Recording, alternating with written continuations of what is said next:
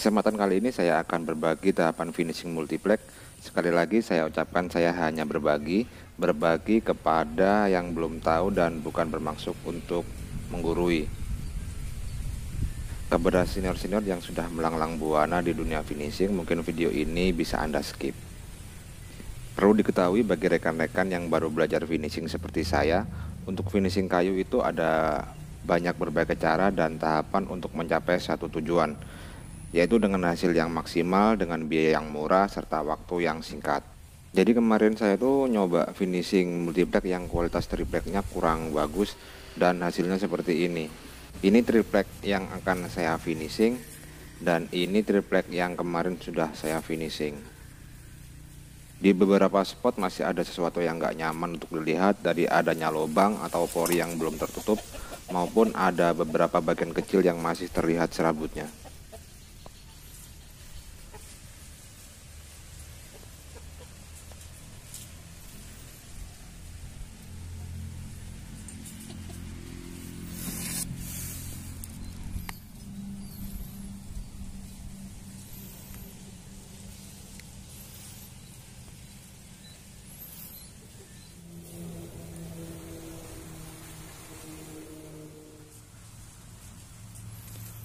Untuk finishing media ini yang akan saya lakukan adalah menutup lubang triplek maupun celah yang ada dalam triplek ini. Memang agak susah kalau triplek yang kualitasnya kurang bagus untuk di finishing, tapi akan saya coba, hasilnya semoga bisa lebih bagus lagi dari apa yang saya lakukan kemarin saat proses finishing.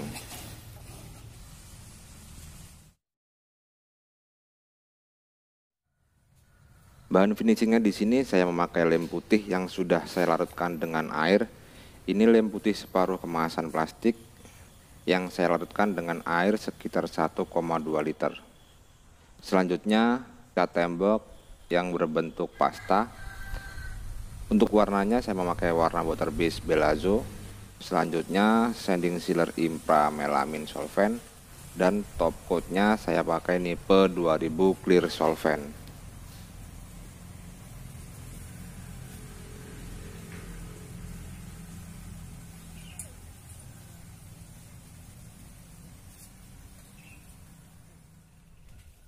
Langkah pertama yang saya lakukan adalah mengamplas media dengan menggunakan gerinda tangan agar bagian-bagian triplek yang menonjol bisa flat dan untuk memudahkan saat tahapan finishing selanjutnya.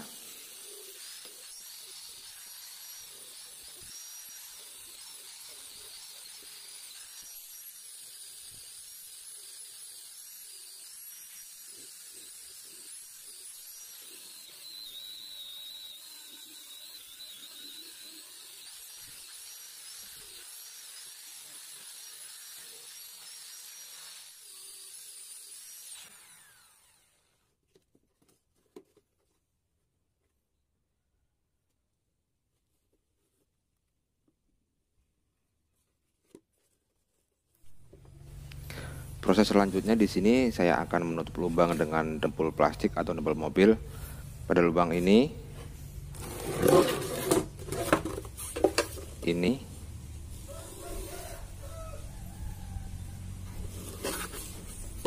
ini, dan yang ini.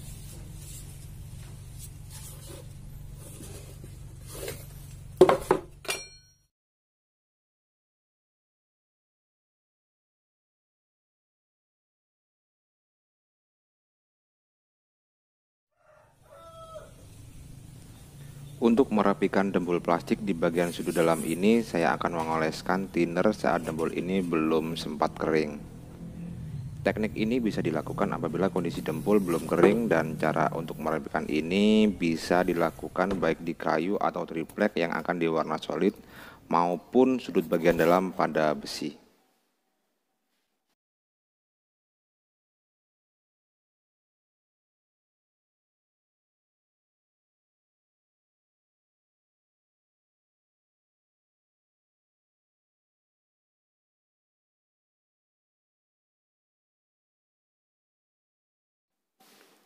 Sudah lebih bagus daripada yang tadi. Saya coba untuk rapikan lagi.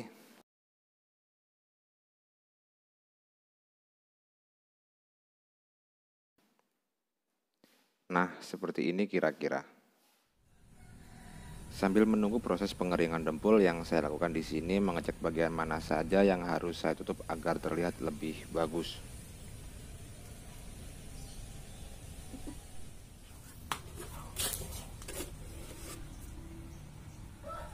Nah, di sini saya akan menutup celah sudut bagian dalam lacinya. Saya akan menutup dengan cat tembok yang pengaplikasiannya memakai kuas.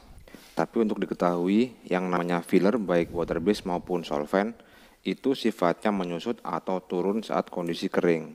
Yang nggak menyusut hanyalah dempul plastik atau dempul mobil.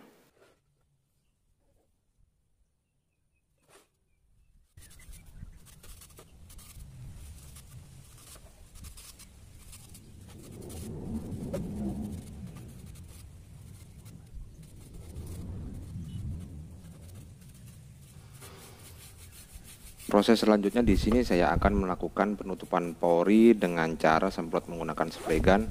Bahan yang saya gunakan di sini cat tembok yang dicampur dengan lem putih yang sudah saya larutkan dengan air tadi.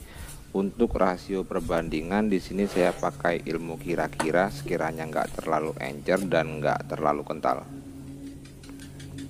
Seperti ini kira-kira hasilnya celah tadi yang tertutup.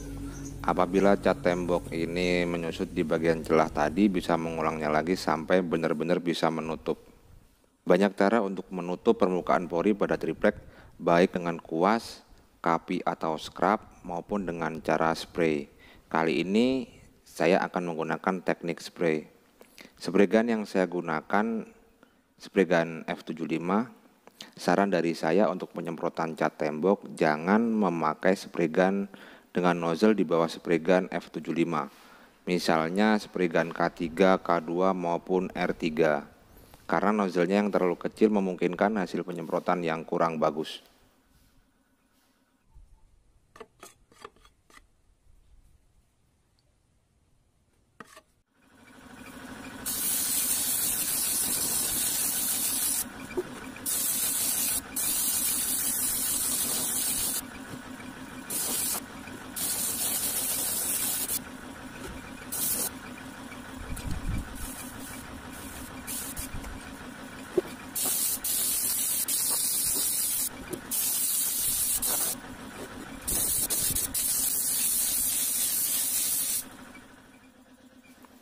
Setelah kering kondisinya seperti ini, akan saya lanjutkan lagi penyemprotan bagian yang lain.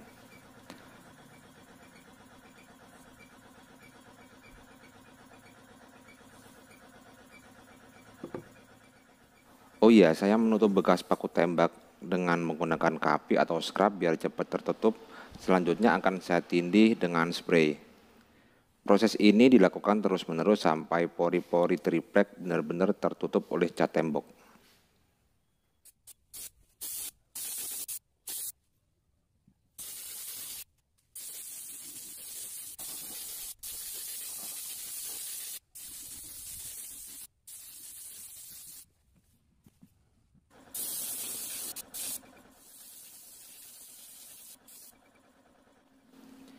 Jika saat penyemprotan menemui hal semacam ini, cukup ditutup dengan menggunakan scrub saja.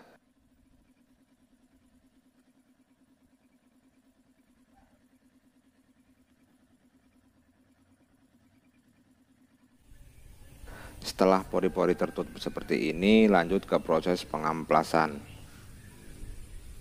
Tiap-tiap sisi di sini masih ada 2 lubang yang nggak saya tutup karena tanda untuk relasi yang nantinya akan saya pasang kembali di tempat yang sama.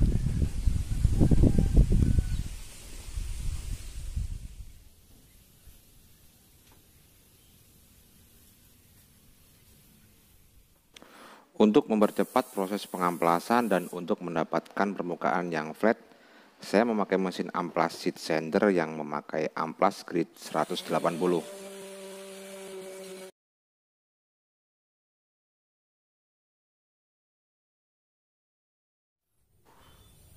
Setelah proses pengamplasan di sini ada beberapa bagian yang masih belum tertutup sempurna, jadi akan saya dembul lagi dengan menggunakan scrub.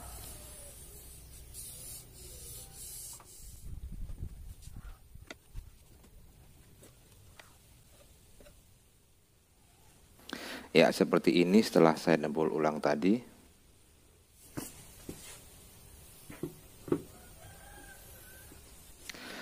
Setelah beberapa menit langsung kering dan langsung saya amplas dengan amplas velcro dengan grit 180 dan sekalian untuk menghaluskan bekas amplasan si senter tadi secara keseluruhan.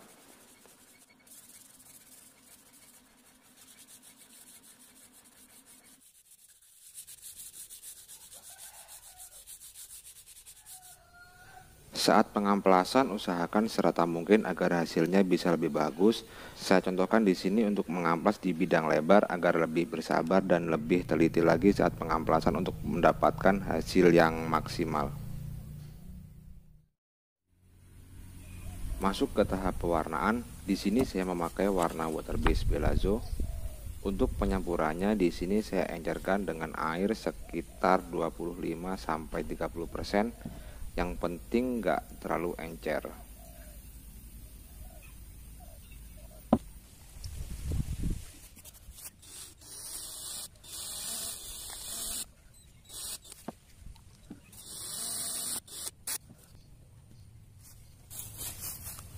Kira-kira seperti ini ya tingkat kekentalannya.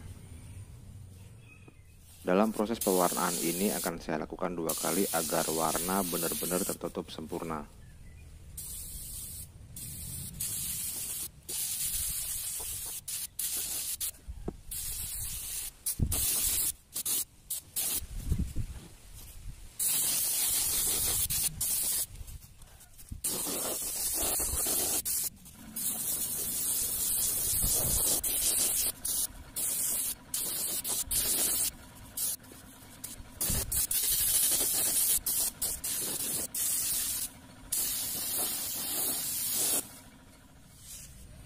Beginilah tampilannya saat kering, masih terlihat bekas amplasan, tapi setelah ini bekas amplasan tadi akan saya tutup dengan menggunakan sanding sealer.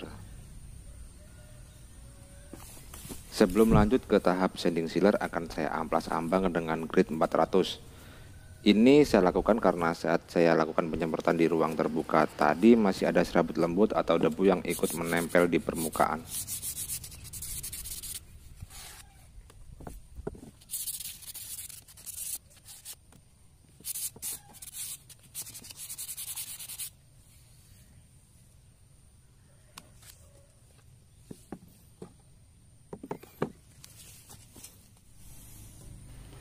Untuk sanding sealer di sini saya memakai melamin sanding sealer dari Impra MSS 124. Proses sanding sealer ini saya lakukan 2 kali.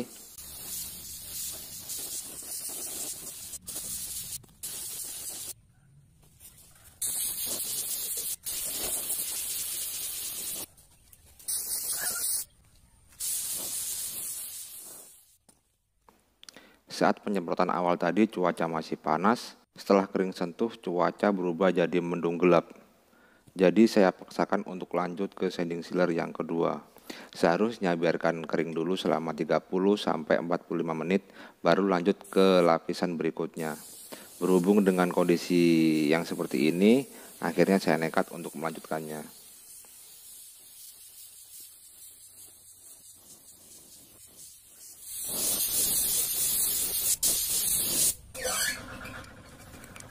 Seperti ini hasil lapisan kedua sanding sealernya. Semoga akan baik-baik saja.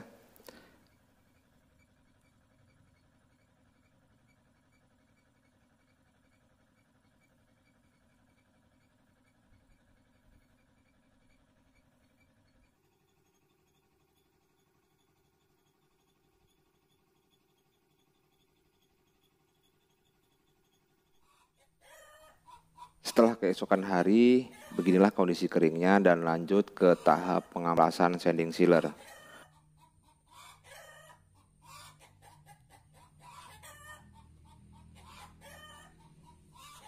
Proses pengamplasan sanding sealer ini saya menggunakan amplas grit 600.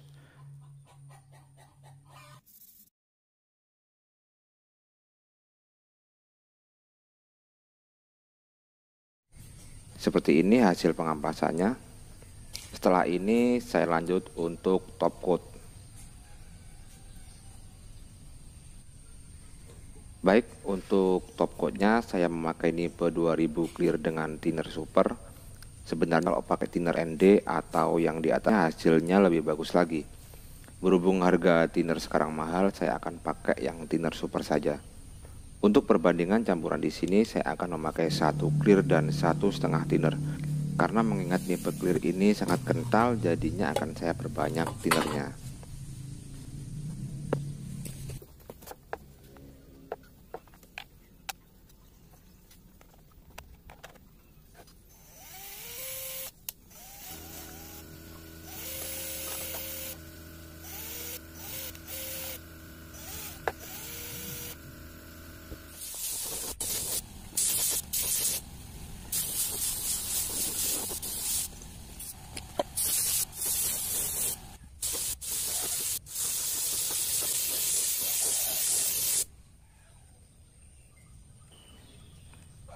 Beginilah hasilnya setelah kering. Masih ada bagian yang belum tertutup rata dan sempurna, tapi sudah lebih bagus finishingnya dari apa yang saya lakukan di laci yang sebelumnya.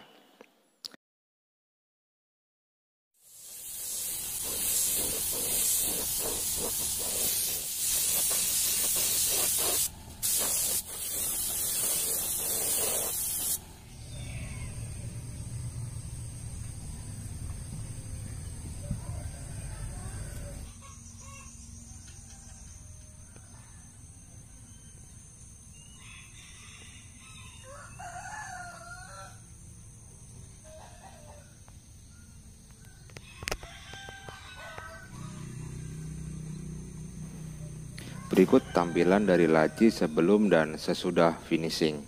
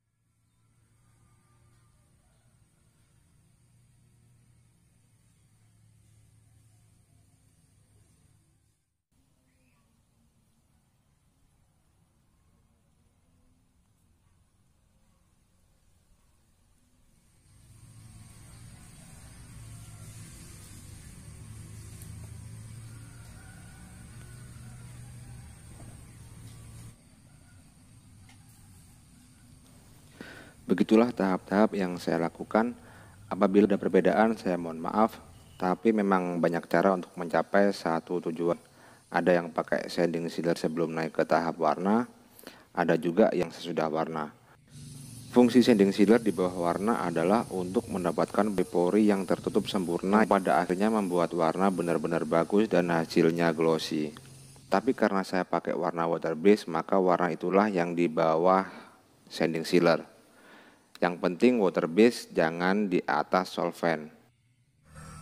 Dia kalau benar-benar kering akan retak dan akan mengelupas. Jika solvent di atas water base, maka dia akan aman-aman saja. Beginilah saat keseluruhan saya pasang. Jadi rak ini saya buat untuk base mesin fresh ZX7016 agar terlihat rapi dan bagus peletakannya.